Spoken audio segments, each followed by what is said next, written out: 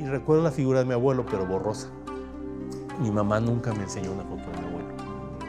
Todo lo que guardaba yo era la memoria y borroso en realidad. Si me hubieran dicho, describe sus rasgos, no hubiera podido.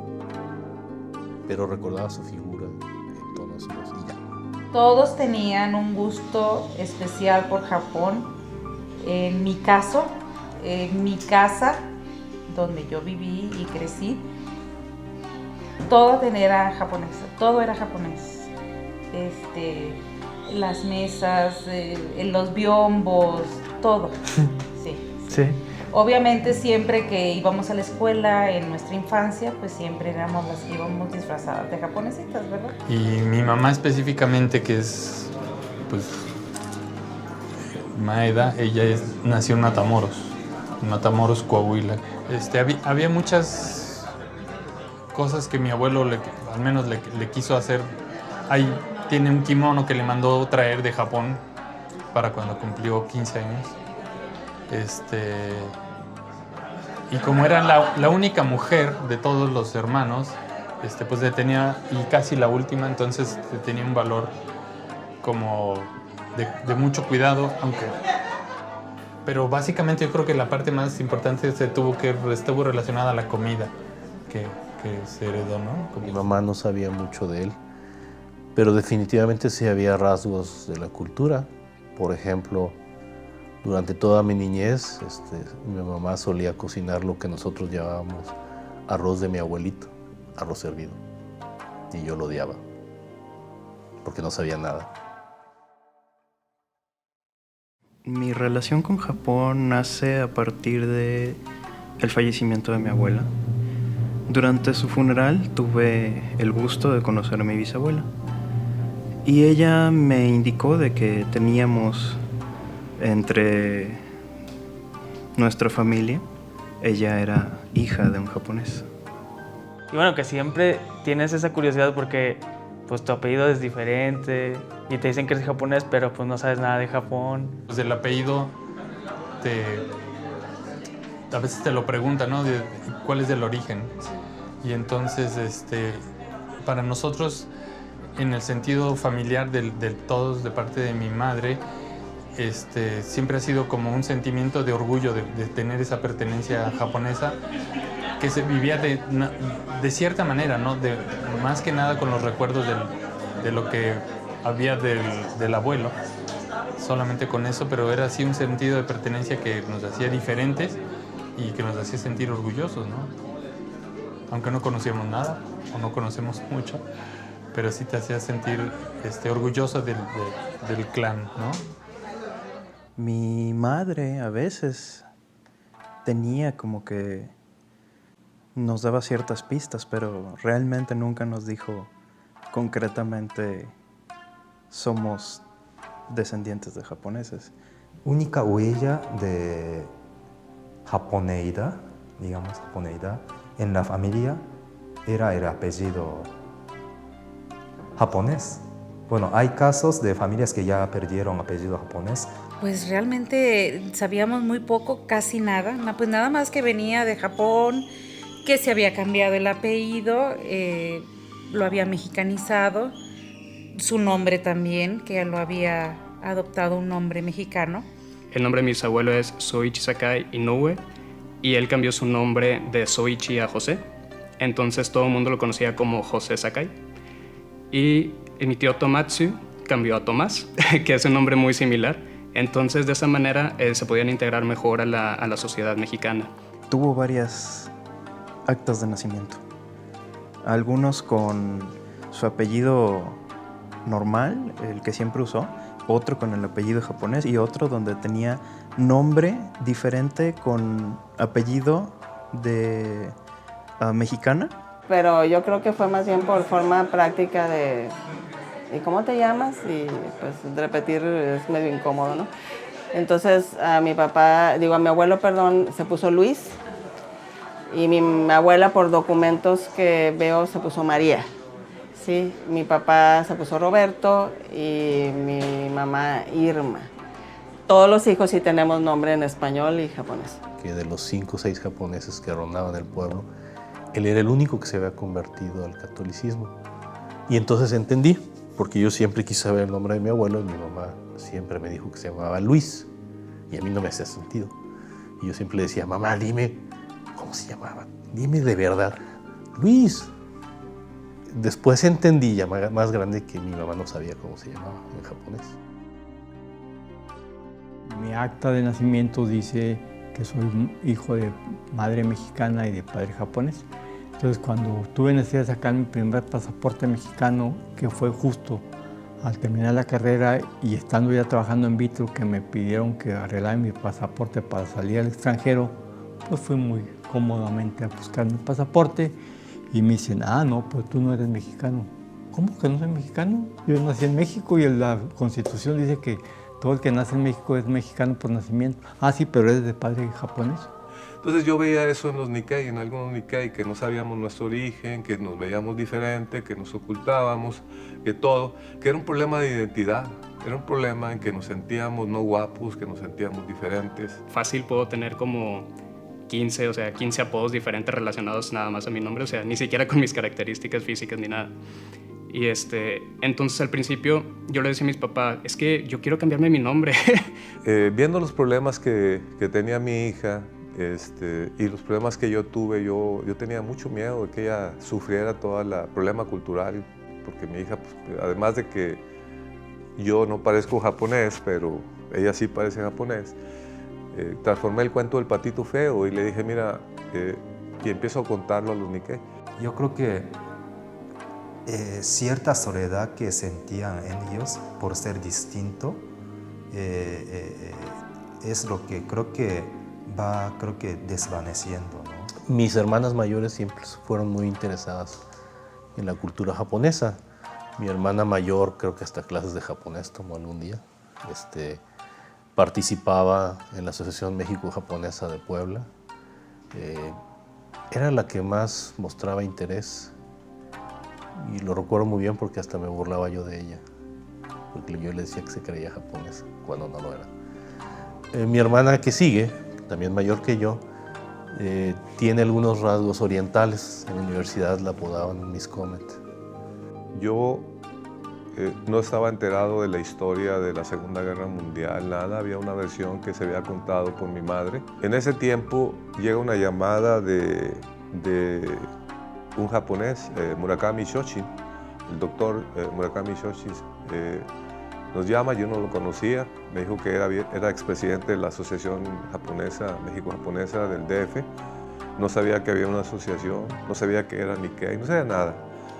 Y entonces él telefónicamente me dijo que mi madre era japonesa y le dije, no, es mexicana. Le dijo, no, no te han dicho la verdad. Dijo, ¿cuál verdad? Tu abuelo fue concentrado en la Ciudad de México. Le digo, no, él fue a trabajar a la Ciudad de México. Entonces me dijo una serie de cosas, algunas cosas coincidían, otras cosas no coincidían. Decía que todos los hijos de Fusaichi eran japoneses y que él tenía el registro. Total, voy a la casa y platico con mi mamá. Y mi mamá muy contenta dice, nos encontraron. Y entonces yo le decía, bueno, pero hay unas incongruencias. Nos dice que Fusaichi, que era el mayor de esa familia, de la familia Otakara, fue enviado concentrado a la Ciudad de México en la Segunda Guerra Mundial. Y mi mamá baja la cabeza. Le dije, como ella nunca decía mentiras, dije, nos mentiste.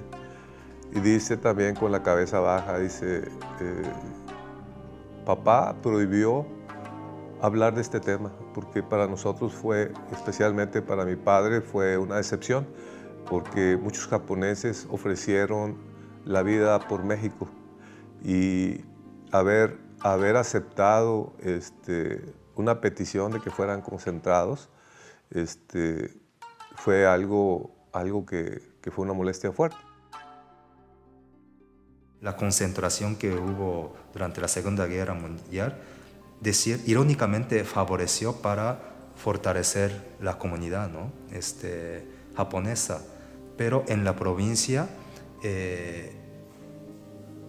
esa migración forzada suspendió el desarrollo de la vida comunitaria y también actividades económicas de los japoneses. Todo entiendo que iba muy bien, la tienda prosperaba, pero pues llegó la guerra, entonces ya mis padres no podían estar en frontera con Estados Unidos, porque todo lo que tenían en Ciudad Juárez, propiedades, la tienda, todo eso, pues se los confiscaron, salieron perdiendo todo ese patrimonio. Cuando en la Segunda Guerra Mundial mi abuelo fue detenido con los japoneses y fue llevado a la Ciudad de México con mi tío, el primer hijo. Y fue detenido, entonces mi abuela quemó muchos papeles, según mi madre, por evidencia de ella, quemó documentos, yo creo por temor a que hubiera alguna persecución o algo, ¿no? Ahora que murió mi papá, una de mis hermanas se puso a ordenar las cosas en su estudio y encontró esta copia de una carta que le dirige mi abuela al gobernador de Sonora, pidiendo que le regresen a mi abuelo. Se me hizo desgarrador. Y explica ahí cómo pues, es el sostén de la familia y pues no pueden vivir sin él. Y yo supe que mi tía empezó a trabajar en la tienda porque mi abuelo no estaba. Y quizás esa sea la razón por la que no se casó, quizás. Mi abuelo y mi tío, y él me cuenta que estuvieron en la Ciudad de México, o sea, porque hubo varios lugares que estuvieron en la Ciudad de México y me dice que dormían como en unas barracas que eran más o menos como 16, 18 personas que dormían ahí y que no duraron mucho tiempo, que fueron un par de meses.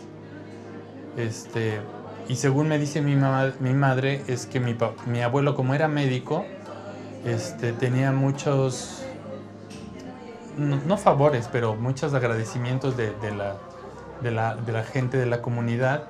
Entonces parece que intercedieron para que lo liberaran por la trayectoria que tenía dentro de la comunidad, ¿sí?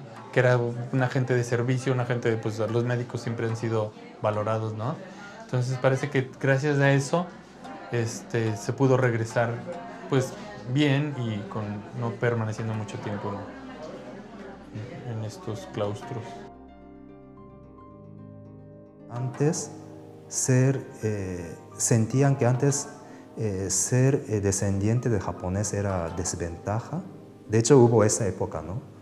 Sobre todo durante la Segunda Guerra Mundial, desventaja, estigma, pero ahora es como una emblema, ¿no? Para representar a sí mismo. A mí y mi hermano más chico, que ya fue del Japón muy posterior, ya del Japón industrial, ya del Japón reconocido por sus productos de calidad a nivel mundial, pues al contrario, él se enorgullecía y le decía, oye, tu papá es así, claro, es japonés, oh, pues qué bueno.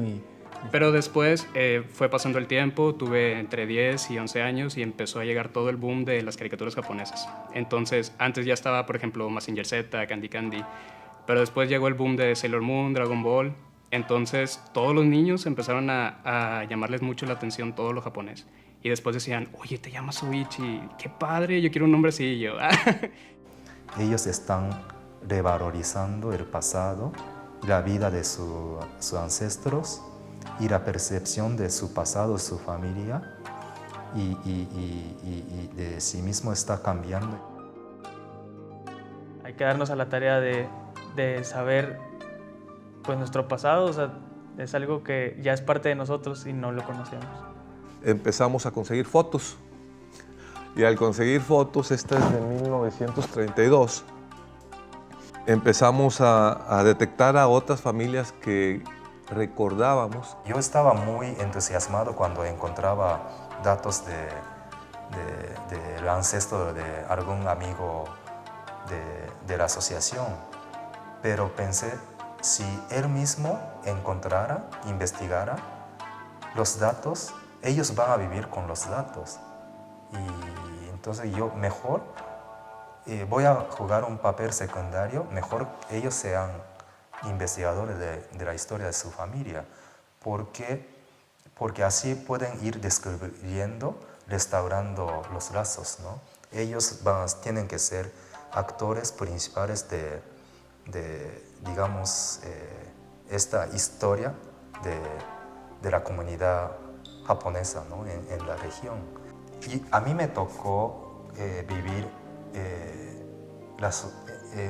una época de mucha paz, mucho crecimiento, mucha abundancia en Japón. Pero eso es como se logró esto porque hubo acumulación de muchos esfuerzos, ¿no? De generaciones pasadas. Pero si hubiera vivido en periodo Meiji, periodo de guerra y posguerra, no, yo creo que no tendría suficiente fortaleza mental para aguantar, para sacrificarme. Entonces, yo creo que al ver a ustedes aquí en el aula, para mí como que es como un milagro, ¿no?